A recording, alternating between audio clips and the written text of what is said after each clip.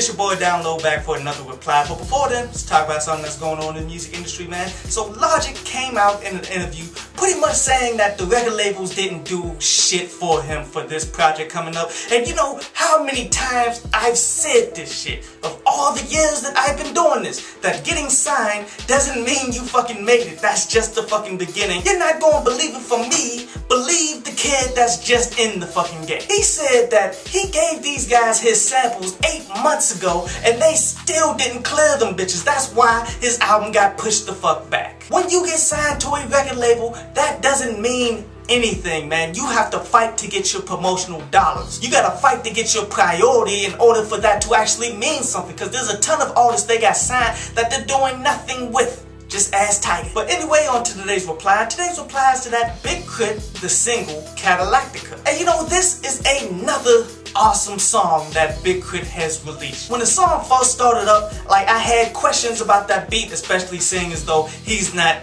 producing the entire project himself. I didn't like how that intro came in, but the progression of the music made you understand why it started out like that. Overall, it was a beautiful beat, beautiful song, and the skit at the end, man, that is just some real shit. And you know, I don't want to jinx this Cadillactica, man, but quite honestly, I feel as though this album could be a classic. This album could be as important to the South as ATLiens is. I know I'm throwing a lot on it, man, but I definitely have that kind of high hopes for this, especially coming from a guy who from Mississippi got a lot of criticism for doing Houston music, man, but he's definitely taking and evolving that sound into what seems to be like experimental South music, but yet all of the songs so far have been pretty fucking dope. It could honestly change the landscape of hip-hop if it is as good as I hope it's going to be. But definitely go on out there, peep out this single, man. It is fucking dope. But anyway, on to today's article from Outkasts.com. And today's article is about being lost in alternate paths. Because for those of you who's been following me for a while, a minute ago I wrote an article on something called the Jamie Foxx. And what the Jamie Foxx is a path of success to the music industry that's not the typical. Really what you do is you take whatever is available for you to see success in,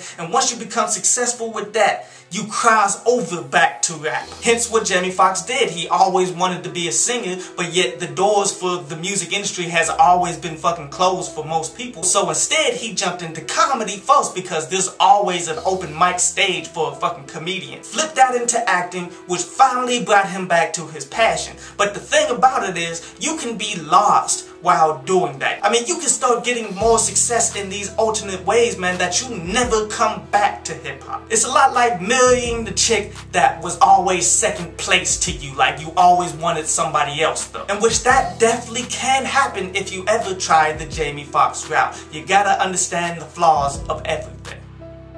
I hope you enjoyed the show. You can follow me at Twitter up there, and you can go to downloadpass.com, that's down there, to read today's